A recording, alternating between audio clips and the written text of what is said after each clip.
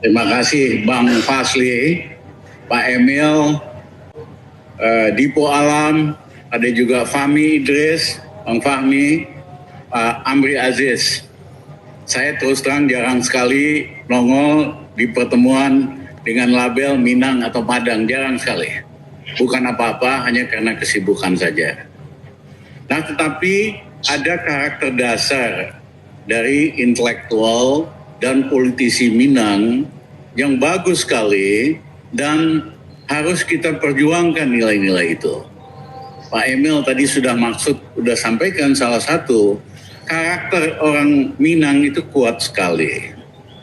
Ya, dia bukan tipe follower, dia tipe leader, tipe transformer, bukan orang yang asal ngikut fashion, ikut arus. Oleh karenanya sering jadi pemimpin, terutama menjelang perang kemerdekaan kita, zaman perjuangan dan tahun 50-an. Nah, yang kedua adalah kuat sekali karakter intelektualnya. Mereka gesit otak, cerdas, banyak membaca, ya, sehingga kader dan karakter intelektualnya sangat tinggi sekali. Yang ketiga, pada dasarnya mereka organizer, orang yang doyan organisasi, kumpulkan kawan, teman, seperjuangan, dan sebagainya. Nah, ketiga karakter ini itu hanya cocok dalam zaman-zaman pra-kemerdekaan. Mungkin sampai tahun 50-an, 60-an. Hari ini karakter itu nggak pas. Karena hari ini dalam 10 tahun terakhir dan setelah reformasi, tema yang kuat itu adalah pragmatisme, materialisme. Tema yang kuat itu adalah oportunisme. Saya zaman Pak Harto ditangkap 1,5 tahun di Sukamiskin, berjuang supaya Indonesia jadi demokratis. Soeharto jatuh, terjadi reformasi, lama-lama yang dibangun itu apa yang kami sebut sebagai demokrasi kriminal. Saya mohon maaf, saya biasa ngomong apa adanya. Ya, 8 tahun yang lalu saya nulis di Jakarta Post tentang Indonesian Criminal Democracy. Redakturnya takut diganti dengan Indonesian distorted demokrasi. Demokrasi yang terdistorsi. Kayak film itu loh. Film sinetron, cinta yang terdistorsi. Padahal yang saya maksudkan itu criminal demokrasi. Dan criminal demokrasi ini faktor uang sangat menentukan. Bung Fasli mau jadi bupati, perlu dapat dukungan 2-3 partai, mesti bayar masing-masing 10 sampai 20 miliar. Jadi gubernur mesti bayar upeti aja, hanya bisa dicalonkan oleh partai, itu 100 sampai 300 miliar kalau gubernur. Presiden, saya tahun 2009 ditawarin oleh 3 partai, Mas Rizal, apapun, dari standar apapun, Mas Rizal pantas jadi presiden. Visi, karakter, integritas. Wah, senang saya didukung. Tapi Mas Rizal perlu logistik. Ya, saya bilang gini aja deh, angkat Rizal Ramli jadi presiden, nanti partai-partai yang dibiayain oleh negara, saudara nggak usah pusing dengan logistik. Mereka bilang, Bang, kita maunya hari ini. Berapa hari ini itu?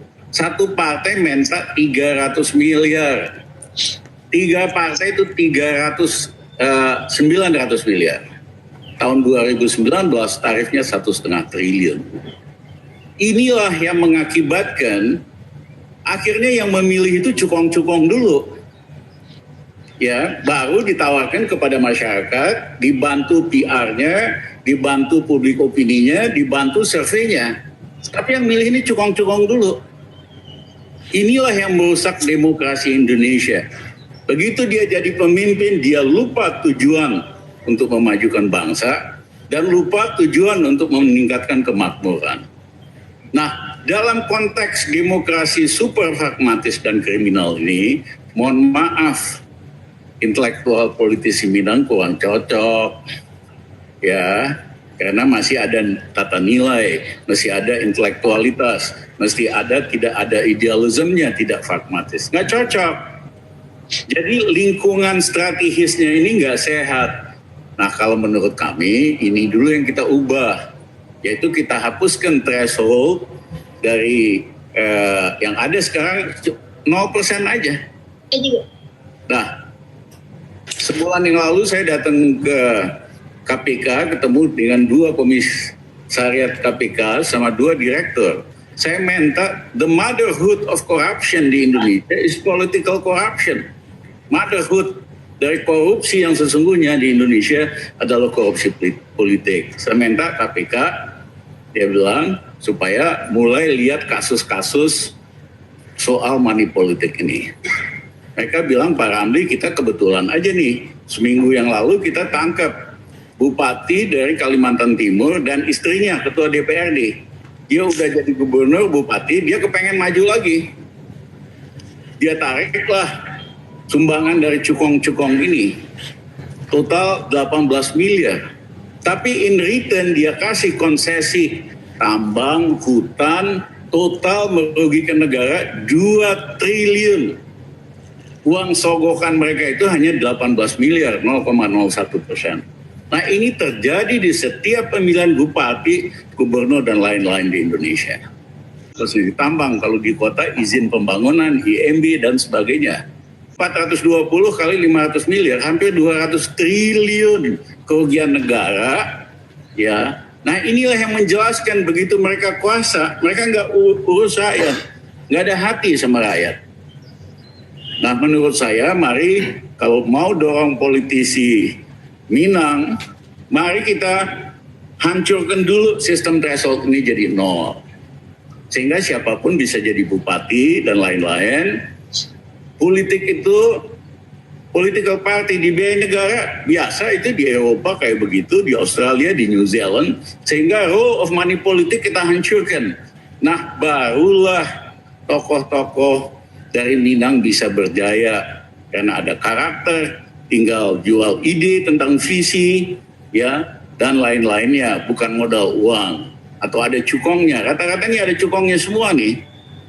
Jadi saya percaya kalau the new era is going to come, kita akan rontokkan sistem threshold ini nggak lama lagi, ya, sehingga siapapun bisa jadi pemimpin.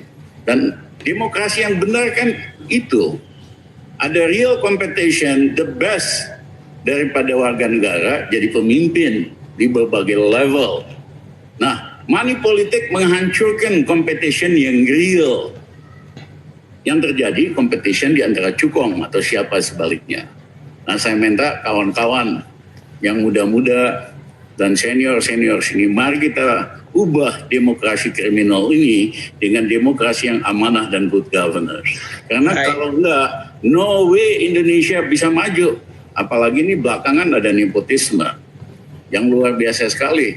Saya kemarin bilang di TV, saya minta Pak Jokowi narik itu si Gibran sama si Bobi, jangan ikut. Karena nggak lucu. Apa namanya nih, saingannya dipanggil ke istana disuruh mundur. Ini apa ini? Ya, jadi saya minta berhenti dulu dah. Setelah Pak Jokowi gak jadi presiden, anaknya silakan maju. Kalau perlu saya bantu. Si Bobi sama siapa itu? Si Gibran di Solo. Sehingga competitionnya fair. Pak Harto aja yang super kuasa, mikir bolak-balik untuk ngangkat anaknya.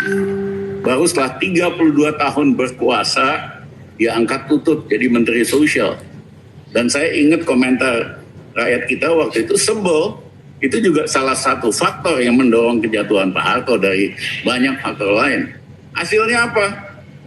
Tutut cuma 1,5 tahun, 1,5 bulan, Soeharto jatuh bulan Mei dari Maret gitu loh. Nah, menurut saya pemimpin harus ada prestasi, tidak cukup hanya dengan pencitraan. Kita ini kan dirusak selama 10-15 tahun terakhir. Modal politisi hanya pencitraan. It is necessary, diperlukan pencitraan. Tetapi it is not enough, nggak cukup. Selain pencitraan mesti ada visi, mau dibawa kemana Indonesia. Mesti ada karakter yang kuat, ada integritas, dan lain-lain. Nah ini bisa hari ini orang dengan modal buzzer, modal iklan, modal pencitraan masuk gorong-gorong, ya atau nongol di TikTok bisa jadi pemimpin. Sehingga terjadi kecelakaan sejarah. Jadi mohon maaf Pak Basri, saya kepanjangan. Tidak apa-apa, bagus. Ya, tapi esensinya kalau kita mau dorong politik di Minang, mereka itu punya karakter, punya brain dan intelektualitas dan organizer. Mereka hanya bisa berjaya di dalam dunia yang kompetitif, bukan money politik. Terima kasih. Terima kasih banyak Pak Riza Ramli, luar biasa.